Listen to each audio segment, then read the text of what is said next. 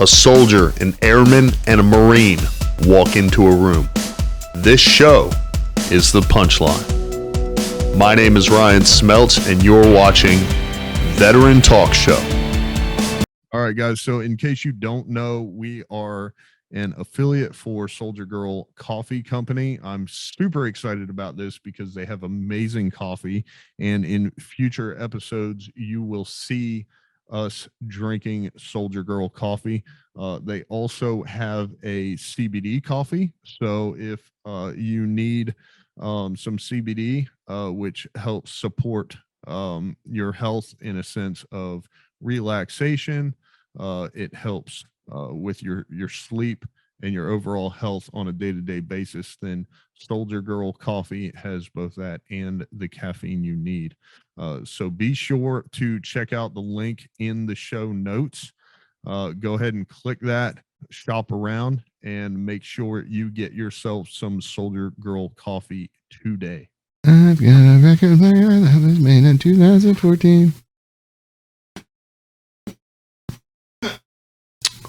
Yeah, it's in my head now. Thanks. It's been out of my head since the last time I saw you. And then you're like, oh, yeah. Hey, remember that song? You remember that song? Now I'm like, yes, I do. Now it's in my head. Now I remember that song. I didn't remember that song, but now it's in my fucking head again. Joe, what year was your record player made? 2014. Yeah, I thought so. Did you know I tried to dye my hair blue, but it came out as seasick green?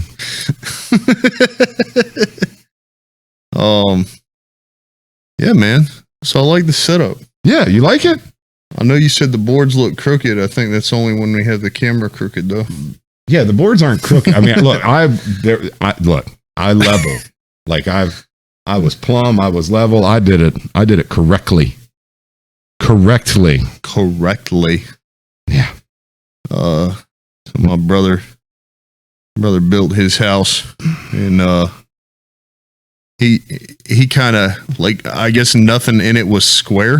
Mm-hmm. So instead of trying to make it square, he just eyeballed the rest of it. So everything looks good. Everything lines up.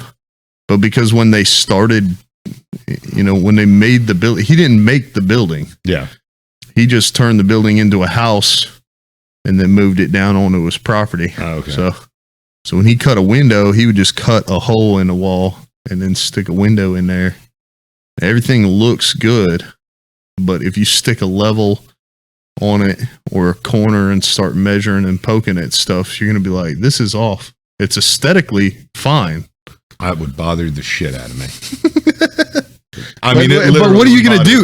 My OCD would kick in. I'd be like, nope. If you didn't build the house, though, like, what are you supposed to do? I would probably tear it down and start all over. We got to build a new one, guys. No, I would plus just part of it is take the window out and put in and level it off. It's easy to level it off. Yeah, but it still wouldn't be square to the house because the house isn't square. Oh, that's the problem. Well, I don't know what to do. So it's like if this one is, it's once again like the floor. If you set a level on the floor is perfectly level. Yeah. But if you were to check that against the frame of the house, it's like this is off by 2 degrees. So it's level as far as gravity is concerned, but it might be crooked as far as how the walls stand. So this wall right here is like when they built the house. I guess they use subpar wood because it kind of bows a little bit. And I'm like, well, that's not fucking good. That just sounds like shit that people do when they build houses to sell. Well, this is a track house. So track housing is just like put them up as fast as you can. Across the street from my place.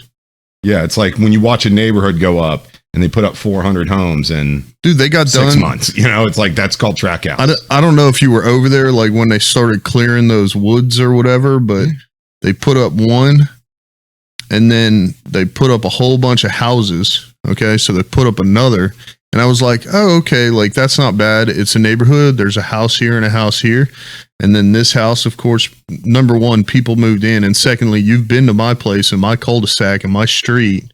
The people across the street shot at the cops one time. The guys on the corner? Yeah. So they my house, like where you would park, just the other side of the road there. The one dude killed somebody like during the state fair. Yeah. And they came to arrest him, and we were home watching TV. And they shot at and him. they shot at the cops, and then the cops shot back. I don't think anybody died, but then the one truck that we have out front was in the newspaper because the cops were loading their guns on it and stuff. It was funny as shit, man. Like, we're gonna stage right here. So that is my neighborhood is not like the hood. It is not like, oh no, NC State. Yeah, and then like our neighbor is super chill. He's a nice guy. It's very diverse set of people. Like across the street, we had 2 young guys that worked like in tech. But what I'm getting at is that one house, the very first house that they put up, they sold and people moved in already. Yeah, and you have an Escalade, something else, and a Tesla. Yeah, and I'm like, you don't fit. You don't fit in this neighborhood. Yeah, but now they're gentrifying your neighborhood. Well, when you turn right to go back towards Western, if you could drive, you've got that little neighborhood off on the left. You're talking about the ones that are kind of like skinny. Yeah, the houses. Yeah, those brand new houses. When those went up, those were starting $325. Yeah. Oh yeah, I guarantee you, the ones they just built, probably $400 or $500. Easy. Yeah, easy. They were nice houses, dude. I've lived here. They stuck another one in the middle. I haven't even been here for 3 years. The value of this home, and I haven't done any kind of permitted work to increase the value. Like, this is all like aesthetic, so this doesn't increase the value of the home, right? It's just, I mean, that's an opinion though. This is valuable to me. This is very nice. I mean, this is extremely fancy as fuck. This is high end shit right here. Actually, this is. I'm not gonna lie. I got it from work. And I went to my VP, and so it's not right next to his desk. Pallets. It's not actual pallets. And it's not actually. It's manufactured wood that they made to be reclaimed barn wood. And like, we've had these boxes in the hardware store for like years. And you go like and this. No one sells them. I want that. This was 5 boxes worth of wood. I want that. And I looked at him. Well, I saw him put it up in the office upstairs because we just haven't been selling it. And so I was by his desk talking to him. I was looking at, he's like, "You looking at putting that up in your house?" I was like, "Yeah, I like how it went in the office, the contractor office upstairs, conference room upstairs. I like it. I like how it looks." And I looked at the price tag and I was like, God, it's like $150 a box. And a box only literally gets you like 2 rows. Yeah. Like tile 20, when you get it from Lowe's. Yeah, you're like, it's fucking. It covers a tiny little corner and you're like, shit. And buy more. And he just looked at me. He's like, how many boxes you need? And I was like, I told him, I was like, I'm going to need at least 5 boxes. This was 4.5 boxes. It's 25 square foot per box. And this is, can't remember, it's like 120 square feet of wall. And he was like, I'll let you have 5 boxes for $200 for all 5. Sold. I was like, sold. Lowest bidder. I was like, sold. Done, son. He's like, I'll go ahead. You want cash or what? No, how do you want to do this? I'm going to give you money. I have an employee account. And they were like, do you just want us to charge your account? I was like, yeah, because that'll come out of my next paycheck. Go ahead and do that. And he's like, take your 5 boxes. Yeah. I mean, it took me a day to put this up. Like, we painted on Saturday, and then I put this up on Sunday. That's just, I mean, it was real easy, to just put it up. I'm not good at math, but what is that? $750 worth of wood, $200. Sold. Sold. One of the things. So when we move in, I already know on the condensate line there's a leak. Yeah, and that's like, I told my agent, I said, ask if they'll fix it, but if they don't, like, I'm just gonna go in there, pull the pipe apart. You know, I forget what it's called, but you do it to the edge of the pipe and then plumber's tape. No, it's like copper. You can't just solder copper together. You have to clean it. Yes, you have to. Yeah, you do that to PVC as well. But another thing is, like, excuse me, it looks like the type of glue they use might have been wrong. So I'm just going to use the standard primer and glue that I'm aware of. So it'll probably take 5 minutes to fix it. After that. One issue that we're going to have in that house is the same as what we have now. Water heater's over there. Sink is over there. So it takes like 10 fucking minutes to get hot water. So I'm going to run a gravity fed hot water recirculating line back to my water heater. So not only do we have You're instant, going to want a plumber to do that, by the way. Don't try and do that yourself. I mean, I've done it before. Oh, have you? Yeah, like I used to do plumbing. There's two things I don't mess with. Like I will build and do carpentry. Electricity is what I won't mess with. Electric and anything plumbing, because I'm like, if I mess up in the slightest little bit, like carpentry, I can be like, no, I can work with this. The number one thing I got to look into, because when you sell a house, you know, like say you were to add a garage, you have to permit it.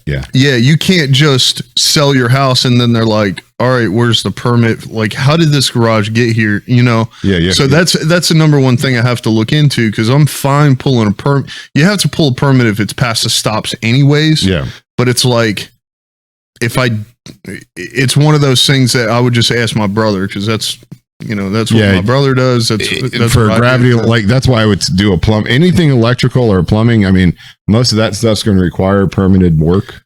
Dude, most of it, unless you're fixing like a leak or something. Yeah. But like installing a new pipe. Yeah. Right. You're going to have to get that permitted. Whether it's gravity or not. What I'm used to on, recirc lines is the Grundfos pump, which is not a dedicated line. Right. But this I like the most boring podcast people are listening to right now. They're like, fuck. Hey, to me, to be able to turn the sink on with hot water and get it in under 10 seconds, because then I'm not running 1, 2, 3 gallons of water down the sink while I'm waiting for it to get hot. Is your water heater on gas or is it electric? It's electric. So everything is electric except the fireplace. And do you have a gas line running into the house? No, it dead ends outside the wall. Oh, fuck. Why? Well, because I was going to tell you. Wait, so you have a gas line on the exterior of your property that's capped off? We would have to hook up a propane tank if we want to use a fireplace. Oh, so you don't have a city I have a city gas line running into the house. I don't have a meter. Okay, no. Yeah. So what I want to do when my water heater is really relatively new in terms of water heater, but when it goes out in 15 years, 10 to 15 years, I want to replace it with a tankless water heater. Yeah. Because I mean, I'm the same way. So my water heater's like literally right below me, right? Because this is the garage. I think the biggest difference is on the tankless. I don't think you need the pump. You just need the U. Yeah. So if you want an instant hot water tankless, obviously, like you know what you're talking about. It's better than a recirc pump on an electric or gas tank water heater. Yeah, I'm going to replace this water heater when it goes out, and hopefully 10 to 15 years, knock on wood. And get a tankless, get a propane tankless, and just put it, because that way I can knock down. So where the heater is now, it takes up like a chunk of my garage, because I can't park my truck in my garage because of the water heater. You could if you tried really hard. No, you can't. Did you try really hard? Yeah. So the garage, so I can park where my wife normally parks. Ours is a 1 car, so yeah. So I can park where my wife would park. It's a tight fit. So you can't get into the garage door. Like when you open the garage door, you have about 6 inches from my bumper to the jam. And you're just kind of like, well, I'm a fat kid. So it's not a lot of room to kind of like maneuver I'm out. a fat kid. And so we just find it's better. But if I didn't have the tankless water heater, Nicole could still park in her spot and we'd have plenty of room. My number one suggestion to everybody, which I never got eccentric over it, like overzealous talking to homeowners, because you're talking about like 2016 when I got out of the Army, 2015, and me going in and telling homeowners that their fucking water heater like needs to be replaced and they should look at tankless. I'm asking them to spend $8 to 10 grand, depending on permitting, where the gas line is, whether or not they want an exterior, interior, if it needs, because sometimes they didn't have the dedicated circuit. So that's where you're talking. I work for a plumbing company. We're not putting in electrical outlets. If it needs that, we have to subcontract to an electrician. So all that being said, like homeowners, with as new as that was, they were not running around going, "Oh, we got to get tankless." And then you have the people who try to do it themselves. I definitely don't recommend that because the only reason I said I want a tankless is because it's small. But at this point, I think all homeowners, because think about it, if you have a standard 40-gallon electric water heater, right? If anything, number one, on tankless water heaters, you don't have to have the thermal expansion tank because you only have the water line. You're not going to have, you don't have the potential for the thermal expansion where there is no tank. Right. Okay. So number one, you get rid of one safety thing.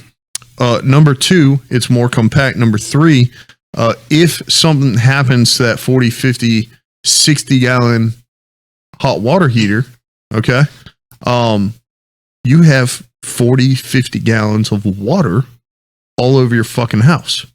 So if it was improperly installed, if it's in the attic, wherever your water heater is, like if you get a tankless, you don't have that problem. That completely goes away. Then you don't have to have a pan. You can get like a WAGS valve. That's why I'll show you my garage. That's why I think every homeowner should go tankless. If it's something, if you're looking at it, if it needs upgraded, if it needs replaced, whatever it is, just go tankless. Just get rid of half the headache. Well, so here's the thing. From what I've researched, the things that I've read is you should only do tankless if you have a gas running to your water heater. I think the electric ones are just inefficient. I think that's what it is. That's what everyone says. Is it does having an electric tankless. But we don't have a tank, so if we get out there and during the wintertime we never run the fireplace, then I'm not going to get a tank to hook up. But if we get out there and she wants the fireplace on every fucking day, then I'm going to have them come put out like a big gas tank. No, don't get fuel oil. Like fuel oil? No, like liquid gas. I assume the gas fireplace runs off of natural gas. Yes, most fireplaces do. So I would just have kind of like a propane tank, one of the big pill-looking ones. I wouldn't do that. You said you got a natural gas line close to you. No, I don't know that. I'm talking about the line goes out the house and it dead ends. Oh. It's like a little capped line. So I would just probably have a locate done. Yeah, see if there's a gas line running on the because if there was, and I can just get a meter, I'd probably be all right. I would do that. That'd be way cheaper and way more over time. So here's the thing is, over time, it's going to be way cheaper. Yeah. I mean, I want to do a tankless there, but the number one, I think there's kind of two wants. The hot water recirculating line, because I'm tired of just running fucking water down the drain. And fence for the nug bug. Yeah, come see me at work. I'll quote you some wood. Well, for the fence, you want to do chain link, or I think I want kind of temporary chain link. So I don't want to do a survey and install a permanent perimeter fence. I want get the nugs a little invisible fence. She won't do that. I told her we could get him on some 550 cord and put a stake in the ground. She don't want that neither. I'm like, come on, he's a dog. She's like, I don't want to leave him outside and the neighbors be like, oh, they're mistreating their dog. And I'm like, I'm not going to stick him outside. First of all, this house is in Johnson County. No one's walking by down there going, maybe up here you'd have that. But Johnson County, you're going to be like, yeah, it's dog, man. I tell you, you got to peep that dog outside, boy. Yeah, because I'd have to go back out there, but I'm 90% sure at some point on the road, I saw a garage and a Trump 2020 or Trump 2024 flag hanging down. You're in Johnson County, man. Johnson County is just where Redneckville begins. Okay. Actually, that's not true. Eastern Wake County is where. What are you saying?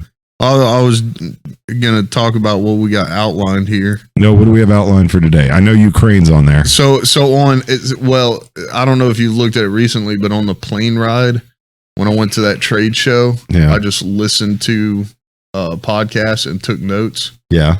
I say podcast, but Breaking Points was the only one I had time. Because I was like, you're listening to Breaking Points now? Dude, if I can get, thanks to you, I almost don't run out of content during the day. Yeah. I still, because I listen It's to like it a 2 on hour long podcast they do every day. Yeah, but I listen to it on 1.5 times the speed. So all the hours of content I have lined up, Yeah. I'll finish it in, an hour show in maybe 45 minutes or so. And then at the end of the day, usually on the drive home, I have to figure out what I'm going to listen to because I'm out. So I have to break up my podcasting. Like sometimes I got to go with like my true crime stuff. Yeah. Like I really love Lore. Lore is a great podcast. If you're into like storytelling and stuff, I mean, it's a really good party. Like I highly suggest Lore for anybody who. You said lore, and I don't know why, but I thought of LARPing. No, it's not like LARPing. No, it's about. So it takes old folklore and kind of examines how like real world influenced folklore and vice versa, and they get into like the weird stuff. And then I listen to what's his face, Mr. Ballin. It's another good one. You should check that out. It's a former Navy SEAL who like got out of the teams and started his own. Was it dark, mild, and mysterious stories that he does? Mainly murder stuff. It's mainly true crime. Like you're not going to believe this shit. Do you know? I'll tell you one of my favorite podcasts. And then we'll jump back into this. They come out with like 2 episodes a year. The Flat Earth podcast. No, fuck that. That shit. I don't support it. Is great. It is great. I don't support it. You should. As dumb as it is, I don't support it. I get why you listen to it. I know you're not a flat earther, right? Come on, man. All right. Come on, man. I was gonna have to put you out of my house. The thing is, there are so many of them, but this is like the Flat Earth podcast, and it's 2 guys. And I cannot for the life of me figure out why. What is dinging? Oh, okay. I was like, your EGA. EGA. It's just circulating. That's what that is, right? Yeah, it's an EGA. Called it. It's an EGA wind chime. It's supposed just to keeps hitting the other. Yeah, you're supposed to leave it outside and it'll spin. It's an optical illusion. As the wind kicks it, it spins it. Well, I guess you're doing it wrong then. I am doing it wrong because I didn't want to put it outside because I didn't want somebody to steal it. Somebody do that? Yeah, people are dicks. I'm just like, I have never seen an EGA and been like, I want to take that. Maybe a guidon. Well, that's a different story. If you had like a unit flag outside, I'm like, I'm taking this. And now we're playing fucking a long ass game to capture the flag. It is a very long game. All right, so what do we got? Because I'm about to fill up my glass more full. Are you sure you don't want any whiskey? I'll take a little bit. I have to go get you a glass now. Damn it! All right, I'll go get you a glass. So I'm just gonna go over the topics real quick because I think you put these at the top, or I didn't and don't remember. Blue Ash family.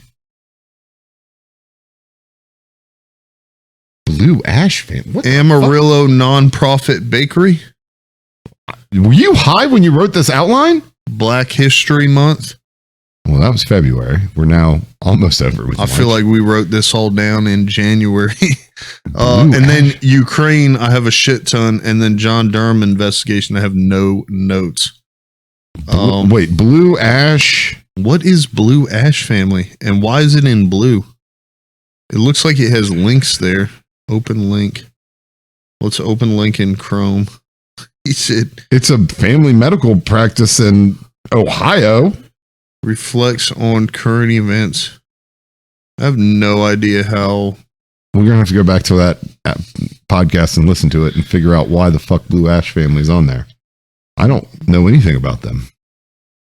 John Durham, I understand that. Yeah, Ukraine, I understand that. I didn't get any notes on that because the thing is, like on that podcast I was listening to when I was taking my notes, Ukraine is more current, so that's what they were talking about. Yeah.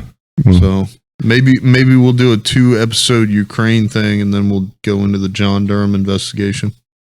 I think the John Durham investigation is pretty much done now, though. Yeah, well, isn't it? It's written down here though. We got to say It's current. on the thing. We can't make it and then like record a month and a half later. I mean, I don't know what this blue ash. I don't know what the blue ash thing is. You are high off your motherfucking ass. No, we were When just you- sitting there talking. I was taking notes. I think what happened is me or you must have been in here and like typed something. I Thinking, haven't been in that thing at all. It was on there when I took my Ukraine notes. I went in. I was like, "Oh, Joe added some topics." Nope. Okay. It's Russia. Fake news. Putin hacked us. Russia added it. Putin hacked us. All right, let me go get you a glass. Okay. We're gonna take a 10-minute break. I'll get you a glass. I'm gonna go outside real quick. 10-minute break. Going outside. That was a good little intro, though.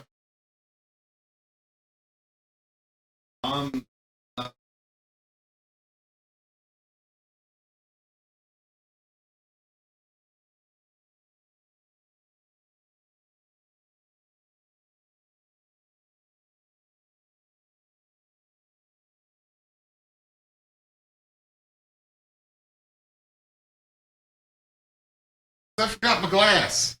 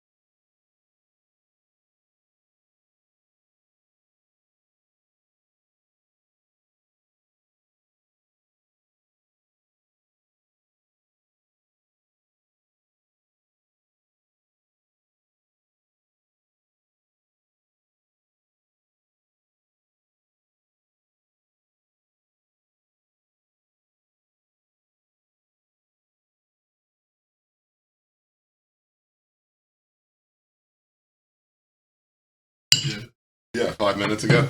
That's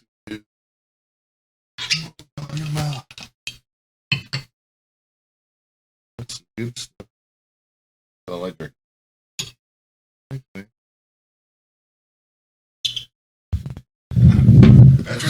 Brought to you by Woodford Reserve. Not actually brought to you by Woodford Reserve, but if they want to sponsor us, I will take 3 bottles from Woodford. Done, son. Best bang for your buck there. All right, so we're skipping the first 3. I don't even know what blew out. What were the other 2? Amarillo Nonprofit Bakery. Is that the one where the guy, like, I don't even know what that is. I think someone got in there. Hang on. I just clicked open link. Oh, I wonder if while you and I were discussing it, I was looking up current events. Amarillo Nonprofit Bakery reflects on current events in Ukraine. Oh. Yep. Okay. Well, that kind of, and we can mention this, or I can read over that article, but that kind of brings us to our topic for the day. Is Ukraine? Yeah, pretty much. So I think just starting out, and you asked me this a while ago, was basically if I think that we should send troops, which I think is probably everyone's question. And I think you and I are probably on the same page as far as I just kind of think it would be stupid. Yeah. I think that, I mean, outside of the more specific, like that would cause Putin to perceive NATO involvement, I just think at some point we have to realize that, number one, I think deterrence is a better strategy. And number 2, we don't have to be involved in literally every conflict that takes place. Yeah, I would agree with that. Look, Ukraine and Russia have been doing this type of stuff for what, 600-700 years, where it's gone back and forth as an independent state versus an occupied state. For you are not about to put that inside the whiskey, are you? I'm gonna pour the whole bottle in there. Are you fucking kidding me? No, I'm just opening my soda. Calm down. All right, I'm about to say, you ain't allowed to do that with Woodford. No, for what's going on in Ukraine, do I think that it would be beneficial to support them with assistance and aid and weapons? Sure. Okay, let's do that. That's fine. Which we're doing. Yeah, and we have. Yeah. But to commit troops to ground to conflict there, first of all, Ukraine is kicking ass, which is shocking, I think, everybody. Like, I think the latest reports I was reading was that as of yesterday, which was what, the 26th? The 26th? Yesterday of was March. The 26th. Russia was like, no, I'm just kidding. We're not going to like take Kiev and install a new government. We're going to just go back to the Donbass region and hold it and want that to be an independent state. So because they've just been getting so fucked up. Like Ukraine has been rocking shit. I guess I would need to read that or something, because the reason I find that hard to believe is because I feel like based off Putin's track record, like he does not give a fuck. Like when America gets involved in a war and we lose one soldier, like probably more specifically the veteran community, but the White House and the government is all like, this is a terrible loss, Putin will sacrifice the fuck out of his military. He does not give a shit. Well, I mean, we looked at Iraq and Afghanistan. I mean, in the 20 years of war that we were in, that you and I went to, we didn't lose nearly as much troops. I think we, in total, lost about 6,000 troops over a 20-year span. Something like that. 6,000-7,000 troops. I just thought it was funny you said went to, like we bought tickets. Yeah, I mean, I did. We got I bought tickets. Front row seats, we got bro. Front row seats, man. It was awesome. But yeah, I mean, it was, whereas the best estimates in a month and a half or a month, I guess now, It was really good. Isn't it good? Thank you. You're welcome. It's been a while since I had Woodford. It's fucking delicious. But in a month that they've been at war, the lowest estimates of Russian losses coming out of NATO is 7,000 troops. Yeah. So think about that's that. what I'm talking Like, about. think He's about, just like, like fuck them. Yeah. Well, they're mostly conscripts from what I've heard. And I take it with a grain of salt. I mean, the intercepted communications that they're getting from Russia is like guys on the ground are talking with commanders and they're like, this is a fucked up thing we're doing. Like, we have no gas, no food, no ammunition, and you want us to go into a massive urban environment that is now at this point fortified and try and root out the Ukrainian element. And we just don't have the ass to do that. No. They're like, this is not a military operation. It's a fucking circus. No. And Ukraine has put up a huge resistance. I mean, I don't think Russia had planned on this kind of resistance. I think this was one of those situations of like the emperor had no clothes on. Right? Where everybody in Putin's inner circle was like, yeah, we could do this. Yeah, it's not going to. Yeah, because, you're awesome, Putin. Your ideas are golden. Kind of like what Hitler did. Like, yeah, we can invade Russia and take it in a few weeks. It's no problem. We can do that. We can totally do that, Adolf. That's not a problem. Meanwhile, 2 years later, you're bogged down and fighting. I mean, it's one of those situations, I think. So I'm going to skip to the bottom of my notes because I think it's a little more relevant. But I brought up deterrence because I think it's a better tactic.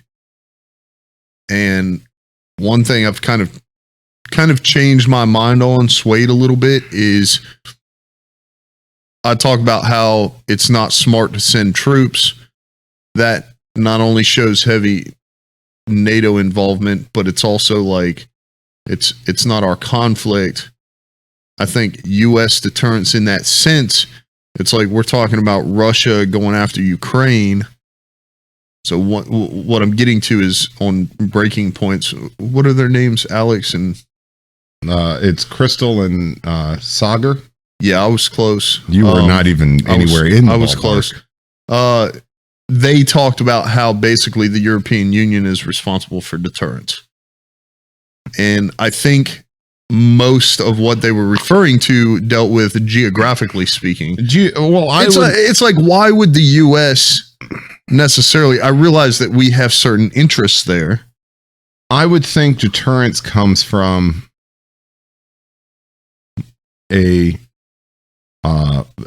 by and large, the majority of the world. Majority of, I don't want to say Western, but like first world countries that can stand up and say, all right, this is what we are as a global community going to do, right? We all agree sanctions. When it comes to deterrence, I think it's got to be a team. We all have to be on the same page and moving towards that same goal, which I think we can be involved in, right? Like the U.S. can be involved in that. I think committing NATO troops, any NATO troops, not just the U.S., but any NATO troops would be wrong unless it was absolutely a must. Like Putin decides, all right, fuck it, we're going into Poland now. Like, for whatever reason. All right, now that's a different conversation. Poland's a NATO ally. So, but when it comes to deterrence, I think we, as a community, need to come together and say, okay, where are we drawing that line? Where's everything up to going? What can we do other than send troops to ground? Because Ukraine's able right now. Ukraine is fighting them off. I mean, they are kicking, like, they're numerically inferior, technologically inferior to Russia, and yet they are repelling the Russian assault, which is awesome for them. But at the same time, like, why is this being like? Why? I think there's a combination of things that are happening that aren't being talked about. I think, first of all, everybody's talking about like Ukrainians' will to remain independent and their ability to kind of come together inside the country and say, we're all in this as a country, and everybody's kind of doing their part. But I also think there's a lot of issues within. I mean, this has shown, I think, a lot of issues that are within the Ukrainian military or Russian military. Excuse me. You've had a lot of top level commanders killed, according to Ukraine and members of NATO. Some members of NATO. I don't think everything can be confirmed, but I mean, could you imagine like a Petraeus or Mattis or Flynn being killed by enemy combatants in Iraq or Afghanistan when they were in command? I mean, fuck that. Could you imagine, like, because they're in? I mean, they're on their own soil, so that so the thing is, why are these commanders putting themselves in that situation where they are so close to the front lines or the fighting areas? Most top level commanders wouldn't do that in any army. They would be kind of far away, dictating to their lower level subordinates what needs to happen and the flow of logistics and all of that. But apparently, the communication is so bad and the morale is so low for the Russian army that, like, the commanders are having to go. Is that really a surprise? I mean, it's not. There were reports, again, I don't know if they're confirmed reports, of a Russian unit killing their own commander, running him over with a tank. It seems a little extreme. Well, they were like, he was trying to convince them to go and fight. And they're like, no, fuck you, we're not doing this. And like, he's standing in front of a tank. And the guys in the tank were like, fuck you, bro. Just went and ran his ass over. Wow. And killed him. Wow. Yeah. I mean, he wasn't like a general, but he was I don't know what the equivalent, maybe a major or a colonel or something. Can you imagine that happening? I mean, like, can you imagine morale being that bad that they're like, I don't give a shit. Like, I'm running your ass over in a fucking tank. Like, the morale in from what I'm reading, and again, grain of salt here, from what I'm reading, is the morale of the Russian army that's in Ukraine is like, yeah, we don't want to be here. This is fucking stupid. Why the fuck are we here? And they're losing people. They are losing a lot of people. And they're like, this just isn't worth it. Fuck this. No. I mean, that's what happened in World War I before the Bolshevik Revolution. Russia was losing so many troops, and they're like, why the fuck are we here? Why? And they're like, man, fuck it. We're going to just leave. And then they like left to go fight a revolution.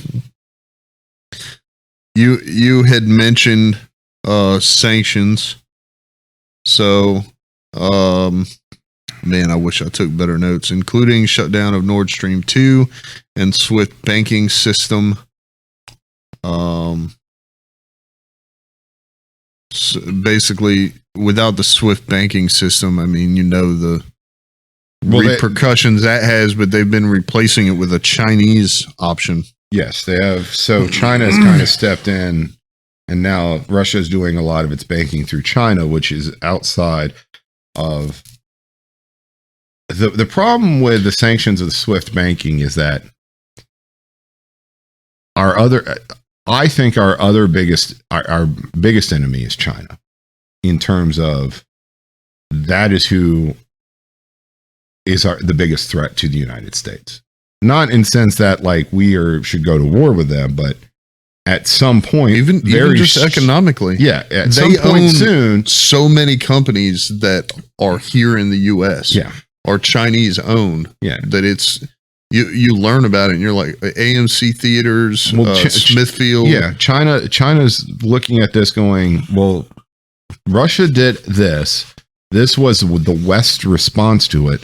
So if we were to do something like that, not invade Ukraine, but invade a neighboring smaller country for our own territorial or resources or whatever, if they were to do that, what would the West do? It's like, well, if they're going to sanction our economy, let's just remove our economy from the West's ability to sanction them. And so they kind of are trying to, they've insulated themselves so that they aren't part of the economy of the West. Now, I think China's also going, the sanctions are not just financial in seizing assets and freezing bank accounts, but they're like, oh shit, they are doing they are going after a lot more wide-ranging kind of sanctions. They are hitting embargoes and shutting off trade and essentially making Russia a pariah state, kind of like North Korea. No one's going to do business with them other than China. China can't afford that to happen to their economy. If China were to do something like this, I think the Chinese government's like, we probably need to reassess any kind of military options we're doing or planning, if they are. I'm not saying they are, but because the first thing to go is all the business, and that's going to hurt their economy, their local economy, real fucking bad. It could cause a huge ripple effect, and not ripple effect, but it could cause them a lot of issues that they aren't prepared for. So now they're looking at this going, how do we better insulate ourselves that if we were to, let's say, invade some island in the South Pacific, some nation state in the South Pacific, I don't know if they would do that, but just throwing it out there, what in the West said, this is wrong, and they just start kicking businesses out. I mean, you're looking at like TikTok getting shut down. You're looking at Chinese businesses completely being seized here in the US, like all their assets. Importing of everything getting shut, like stopping almost immediately. So I don't know. I mean, I think China is kind of looking at this going, okay, what lessons can we learn? And that's what we, I think, need to be cognizant of as a country, because I think that is our biggest threat to the U.S. is China. In economic sense, militarily speaking, in every way, shape, and form, what they are doing is trying to expand, I guess, their outreach on the world stage, and that is very shocking. No, I agree with that. I mean, China being the biggest threat, I just feel like they are pretty decent at positioning themselves overall. I think they're very smart in terms of how they look at the world, what they see, the things they do. I think they're like, for our end goals of what we want, maybe military action isn't the best course of action. The enemy of my enemy is my friend type thing. Keep your friends close and your enemies closer type mentality, if you will. So I think, I don't know if they're going to ever do anything militarily speaking. They could. Well, I'm not saying they could. I mean, going to war with China would be devastating for both the United States and China. I mean, that's one way of putting it. I mean, it would be devastating for both countries. There's no real winner in that war. I mean, there's just not a real winner. So what about Nord Stream 2? Because I've heard mixed opinions on that. And it's my understanding that Trump shut it down. Biden opened it back up. You're talking about the pipeline from cutting through the middle part of the... I think we need to have a very serious conversation and be very serious about looking towards renewable energy. I think from a global warming perspective, but also so that we don't have to rely on outside. So we don't have to rely on someone outside of our country. I mean, I agree with that, but we were energy independent or pretty damn close to it under the previous administration. No. Mm-mm. bulk of our oil and gas comes from imports. It does not come. It has never historically come from within our own borders. So our and that's a problem. We just don't produce a lot of it. We don't have a lot of areas to produce it. And it's. I mean, it significantly increased when fracking came along. No, it didn't significantly increase. There was an increase, but it wasn't a significant. This is the change all be all. And fracking is a whole nother. There's a whole nother slew of problems with fracking. If not done. So, I mean, there's problems with everything. Like you get an electric car, you have to manufacture the batteries. Well, yeah, but you put up windmills to generate energy. You have to dispose of their parts whenever they go down, or you have to replace stuff. So there's a whole slew of problems regardless. But I think that if you were to go outside and jump in your truck and take off, like you know how to start it, you know where the pedals are, you know how to steer it. If you go and you get in, say, an 18-wheeler, maybe you don't know how to shift all those gears because it's a lot more than just like my 5-speed. You know, it's a very large truck. You probably maybe don't know how to back up and hook up the trailer. You know, just an analogy, but I don't think that means you don't learn. You know, that's something that you could learn. I think renewable energy from a standpoint of education and pursuing it is fine. I think most sane conservatives are on board with that, but you can't cease the current I honestly think we need to figure. I think our you just can't cut off oil. No, it's and not move to renewable energy. No, it's not. It's not a light switch.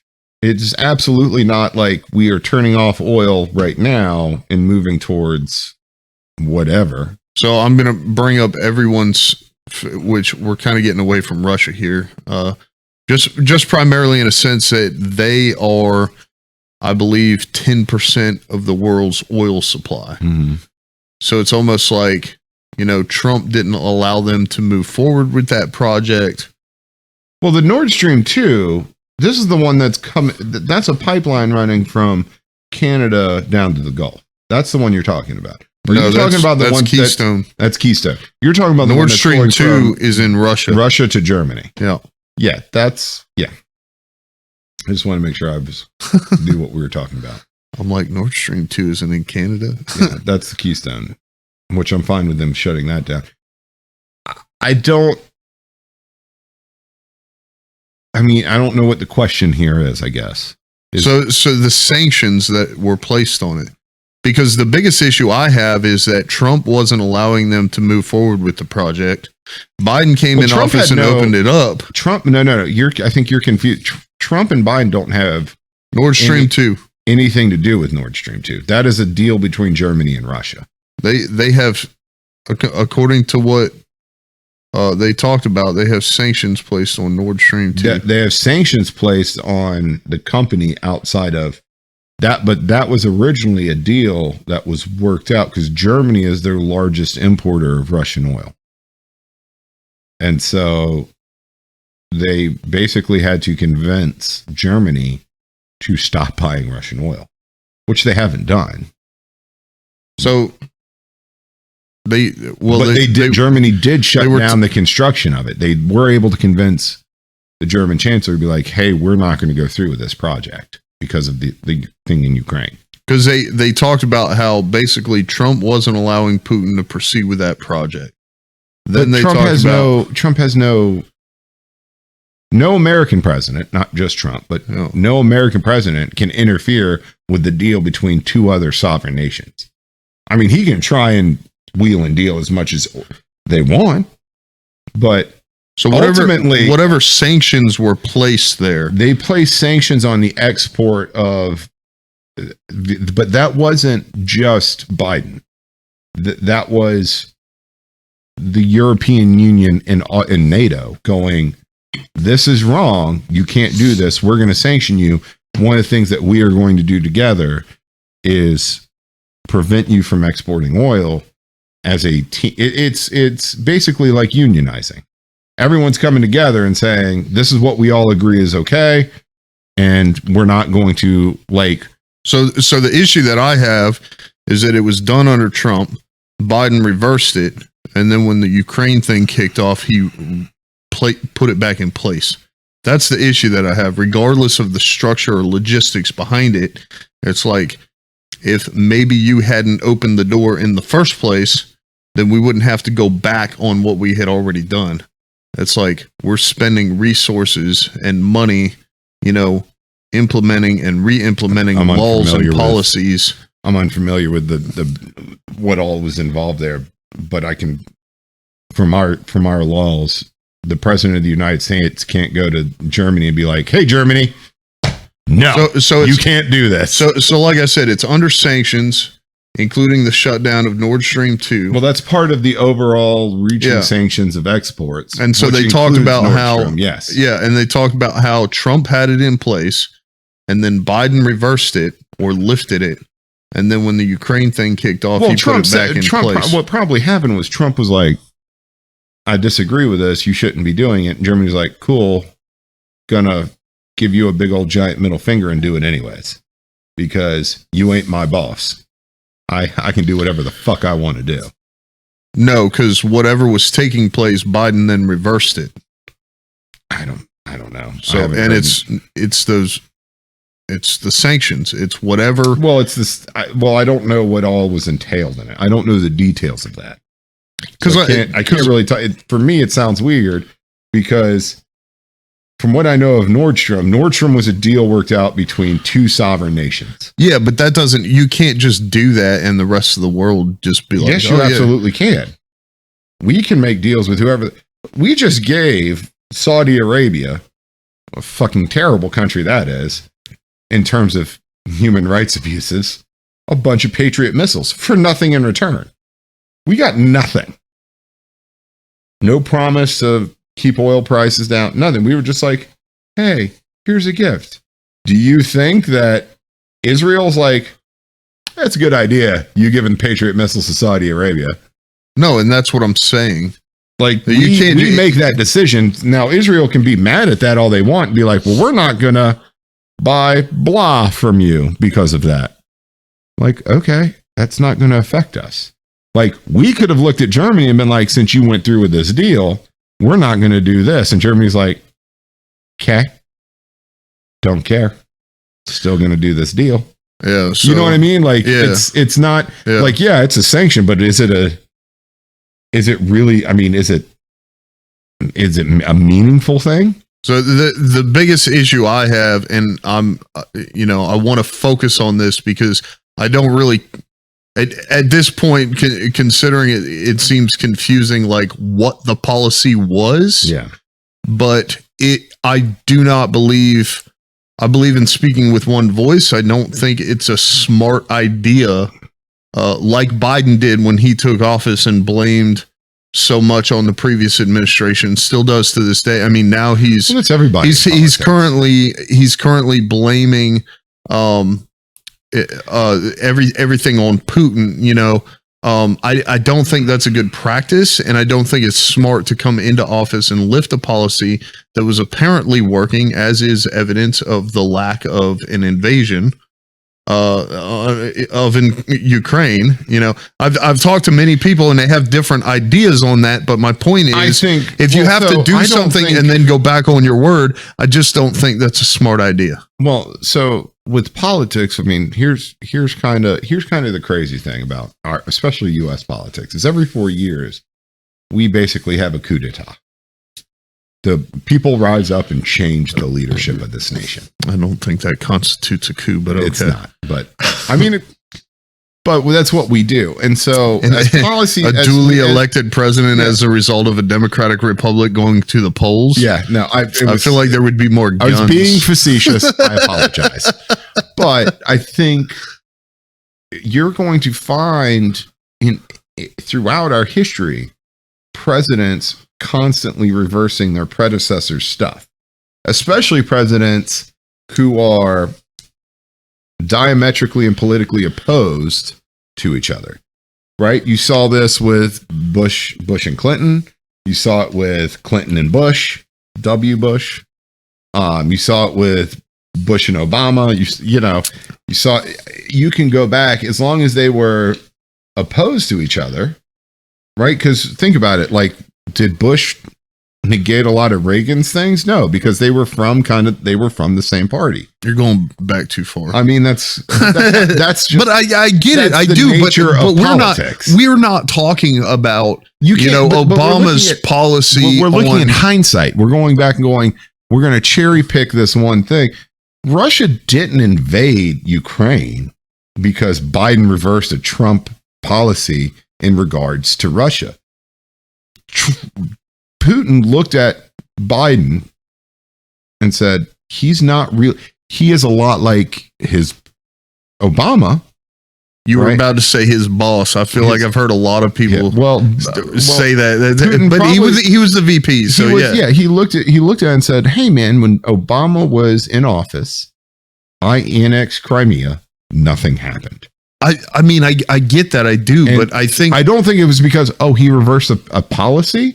No, but when it comes to you're gonna not just yes, and that's part of living in a. I mean, at the end of the day, Biden signed, I think, more executive orders his first month as president than I could really count or keep track of. But the point that I'm getting at is this is a talking point I love because I know you're a pretty conservative guy, politically speaking. That's one way of putting it. Yeah.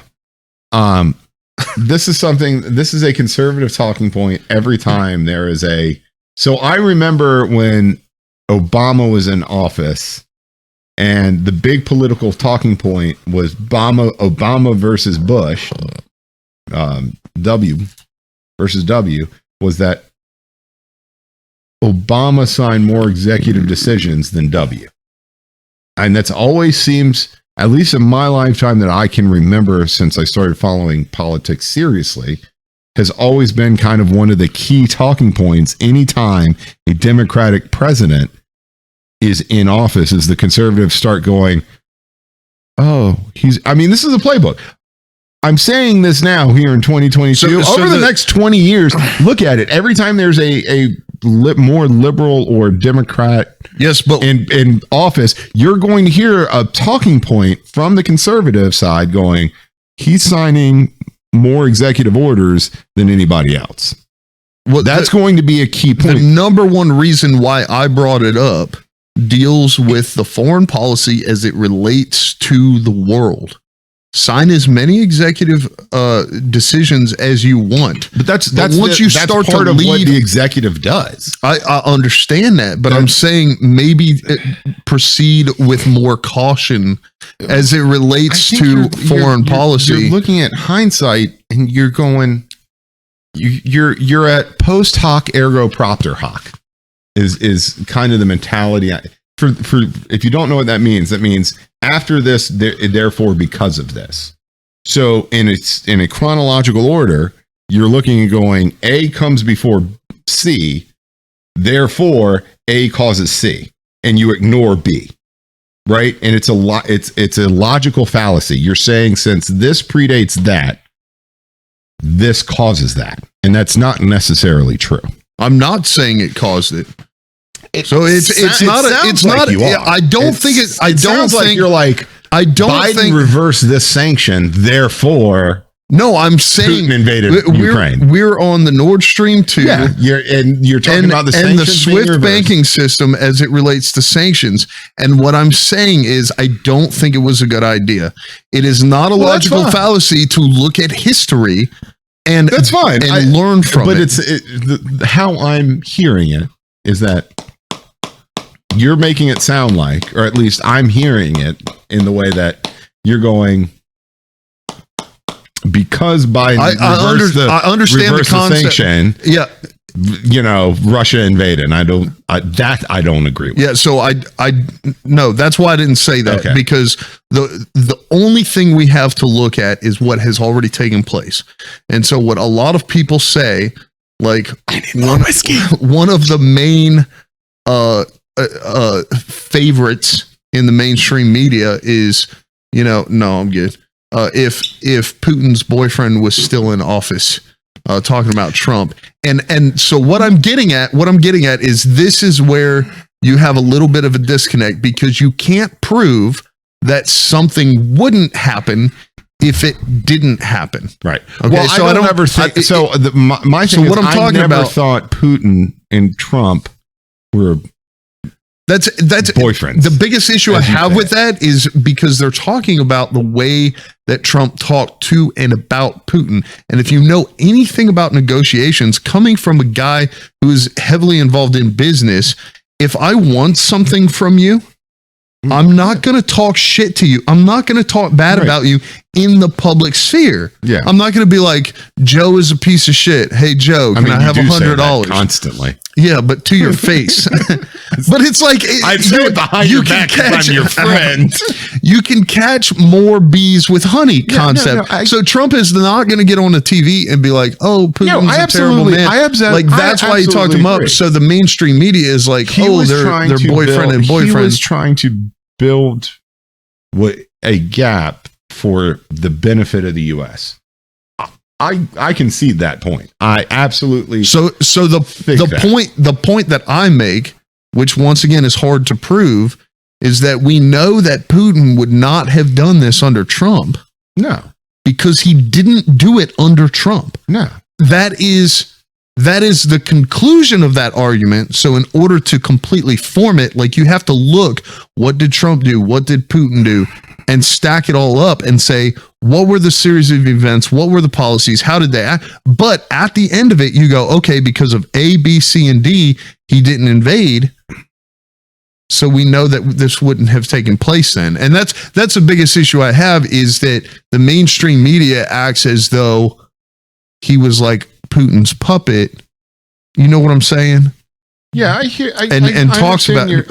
But the flip side of it is. So first of all, I've never agreed with the idea. Look, I don't like Trump for many reasons as a president, and I consider myself a Republican. I'm not a liberal, hoity-toity, bougie person. I mean, ignore the wall behind me. No, don't ignore the wall. Those are very level. They are very level boards. No, but from a standpoint, I'd never agreed with, not necessarily his policies. There were some policies I very strongly disagreed with. But as a leader, I never thought he was a good leader. Not saying I think Biden is a good leader, because I don't. Well, Biden isn't. Okay, so to be a good leader, you have to be alive. Biden's dead. Number one. I'm not saying he's dead. I'm saying he's not alive. Well, what is that? You are saying then he is a zombie. Basically. I mean, I don't know if you know what a zombie is. Like, just. But anyways, I'm saying Trump. We're going into flat Earth conspiracies now. It's not a conspiracy. If you get on TV and you open your, I don't think Trump had a bad habit of getting on the fucking internet or in front of a microphone. He was pretty good sometimes in conversations, and I actually saw a lot of behind the scenes, because we actually have. There's a Marine vet, but in public, especially fucking Twitter. Look, if he would have kept his mouth shut, I think he might have been a little bit better. I absolutely disagree with him being a good leader, because and this is why I say it, all anybody had to do on the conservative side, on the Republican Party, is put someone on Fox and Friends in the morning and say, this is what the president needs to do. And then within however many days, the president would be out talking about that. He's not. He was not a leader who could listen to an informed opinion and take in. A good leader has to be humble. Has to know, hey, I'm weak in areas, because we all have weaknesses. Every single person does. We all have problems, right? We all aren't experts at everything. We have to recognize that. And a good leader is humble enough to stop and say, I may be an expert in foreign policy, but I'm not an expert in economics. So let me listen to people who are smarter than me in economics and make an informed decision based on what they're telling me, and not one person. I don't think Trump had that ability to do that, mentally speaking. I think he was a narcissist and an egomaniac in that he thought, I am the end all be all in everything. The only reason I would disagree with you is because of the deep state. I don't. There are bureaucrats okay, so there are a lot of problems they hold positions and they're involved in jobs, like they exist. So it's like when we start getting into deep state conversations, yes, our political system is highly corrupt. I acknowledge that. But I do not think, coming from especially the military and seeing some of the decisions that are made, I do not think that there are a handful of people pulling strings to move this country forward. I don't think that is that is a conspiracy theory. It just doesn't exist. I'm not talking about that. I'm talking about when you were in the Marines and you went to the ID card place, and the lady that worked there at the front desk that made you jump through hoops and fill out all this paperwork for red tape, you didn't elect her, but she's worked there for 25 fucking years. So what I'm saying is Trump can get on TV and say whatever he wants, but at the end of the day, if the people, Anthony Fauci, how many Republicans or conservatives do you know that wanted to keep him in his position under Trump? There was a common theme: fire Fauci. But Trump didn't fire him. Why? I don't know. I honestly believe that Trump didn't fire Fauci because even if he had, it was either, number one, he would have been able to hold that position for reason X, Y, and Z, because Fauci is an unelected bureaucrat. As much as he is a doctor, he is a bureaucrat. And the people around him and in the offices surrounding him and Trump. I'm not saying it's a conspiracy. I'm not saying we're up against something we can't control, but it's just like in the military, there's good old boys club. Yeah. There's a good old boys club in the government. I think if Trump had made a decision that was extremely, I think the people, the senior ranking officials in the military, I guess Mattis would have been a good example. Because didn't he resign or Trump fired him? He resigned, I think. Because they butted heads. That's a prime example. And that's one of those things where who knows? If Mattis had stood his ground, he might have been able to stand his ground. And that's why he walked away from the Secretary of Defense. Was because he was like, he's a fucking lunatic. The current one gave me Article 15. Who did he? Lloyd Austin. Yeah.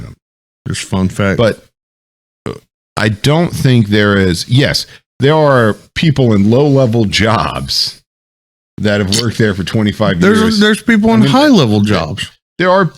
I'm saying we don't elect all those people. So at the end of the day, if there's somebody, I don't think there is a conspiracy of manipulators behind the scene. Now, granted, the things that Fauci was doing, how he was able to do some of the things that he was able to do was quite shocking. I'll say that. I don't think so, and only because of what I'm talking about with those. If you look at like things of like what the FDA, like let's look at the FDA, the Food Drug Administration, right? I'm going to pull my experience from my culinary background out in this, right? The FDA says you should always eat this type of food at X, right? You should always eat meat at 150 degrees or 154 degrees.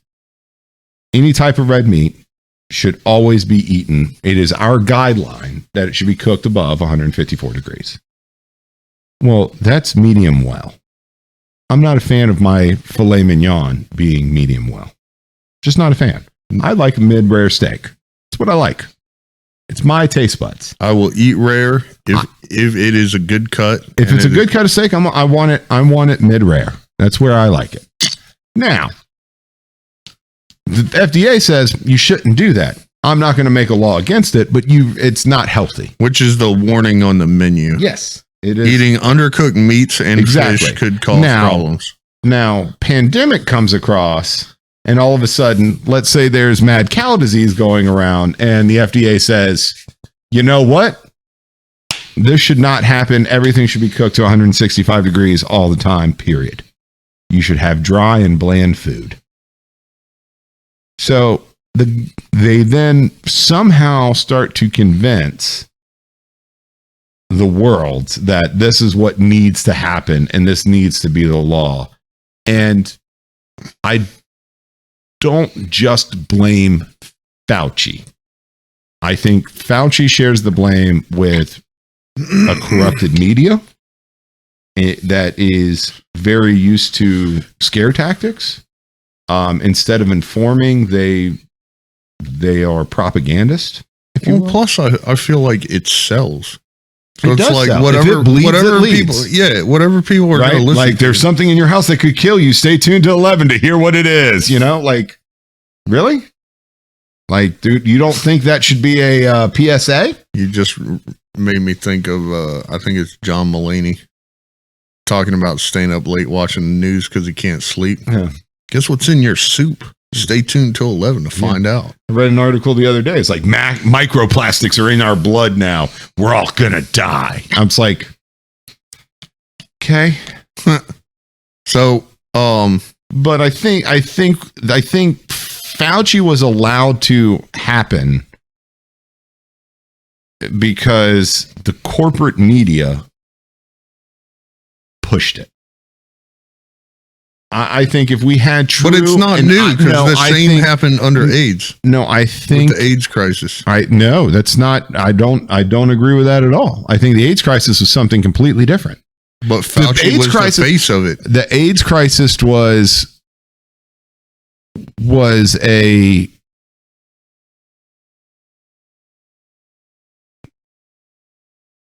I'm trying to formulate my argument here. The AIDS crisis was it was demonized in such a way that it was like people really honestly believed that only homosexuals were the ones getting AIDS, which was not true. Because the media was like, this is the piece we're going to take away because this is what we believe. And this is what we're going to put out to the world. And yes, it affected the gay community, the LGBTQ plus whatever they're calling themselves now. I mean, I don't know. I can't. It's exhausting. I think it depends on who you ask. It's exhausting to keep up with the lingo. I think I'm all about you being you and being free. Just let me call you the rainbow community. I guess just make it easy for me because I can't keep up with the acronym changes. My brain doesn't work that way. It just doesn't. Anyways, it did affect them a lot, and I think that it was pushed under the rug more than what it should have been. I think there were a lot of things that weren't talked about because they were at the time taboo. And it costs a lot of people their lives. When it comes to Fauci with coronavirus, I think it was fear-mongering at its finest. It was straight up propaganda. I think if a journalist had an iota of integrity, they would have gotten Fauci to sit down in an interview and pushed him and said, well, how do you know X? How do you know Y? And they would have pushed for the answer. One of my favorite things that journalism teaches, right? One of the things that journalists say is like, democracy dies in the darkness, right? That's the tagline for one of the. It's one of them, but it's a popular thing that I can't remember which one. They're all propagandists to me. My problem with journalism is that they're the ones who are saying, well, we shine the light, right? But they're too fucking afraid to shine the light. Let's look at Afghanistan. For 20 years, our military top commanders were saying we need more time, more money. That's all we need, more manpower, and we can win this war. You did not have a single journalist that I can think of off the top of my head from any of from the Times, CNN, Fox News that goes, that shines that light on them and says, explain to me how, and pushes them hard on it. They just kind of went with it because it was their patriotic duty. So fuck you and fuck the idea that you're the ones that are shining the light. You are too much of a coward to shine the light on things.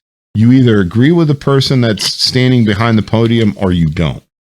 I think the same thing you goes. Choose to shine the light on what you want to shine the light on. So in pushing people and asking the right questions and the right follow-up questions, you reminded me of when Candace Owens sat down with Trump.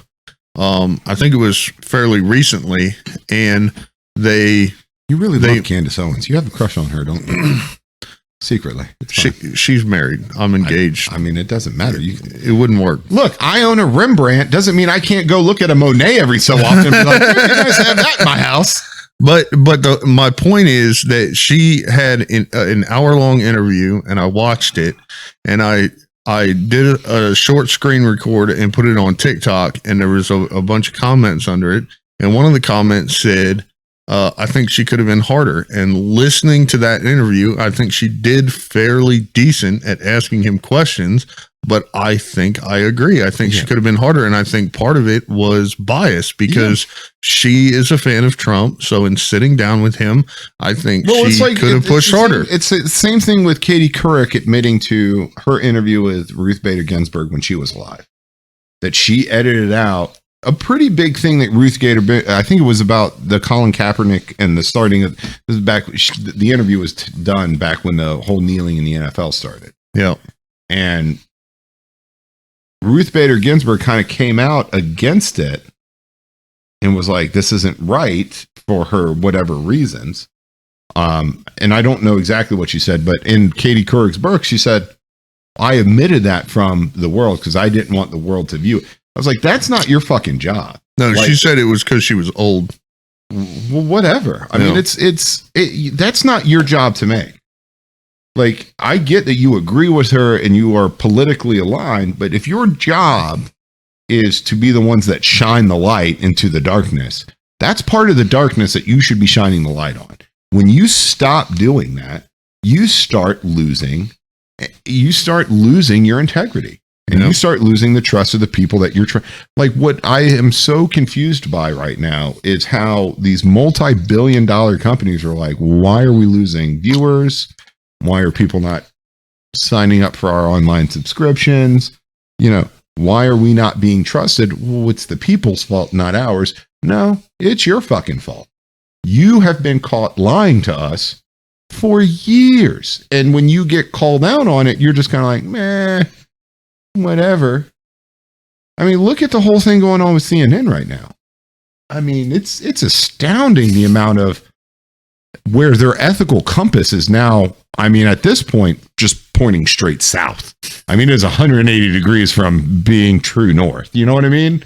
And they're like, oh, well, it's the people's fault. And you're like, no, it's your own fucking fault. Own it and move on. Like, so I think to bring this episode to a close, you know, talking about Ukraine, talking about Fauci, what we have coming up. I think we're going to touch on Ukraine a little bit more. Ukraine's going to be a very fluid situation for the next and for a little while, and there could be a lot of, I mean, there will be a lot of changes, but then we've got the Fauci stuff, because I want to continue that conversation. And at the very bottom of my notes, I have Joe Rogan, and there's been some updates there. So I think that's what we have coming. What updates have happened with Joe Rogan? Next episode. You gotta tune in. You gotta tune in. I've kind of fallen off with Joe Rogan, not because of anything that's been going on. It's just I've got so much other shit that I'm listening to. Like, there's just not enough time in the day for me to listen to it all. Yeah. But next episode. This is the Veteran Talk Show. If you or someone you love is suffering as a victim of sexual harassment, sexual assault, needs help with addiction and recovery, or mental health and well-being, then please go to veterantalkshow.com/resources. This show is hosted, produced, and edited by Ryan Smeltz. Our co-host is Joe Ballack. and a guest starring veterans.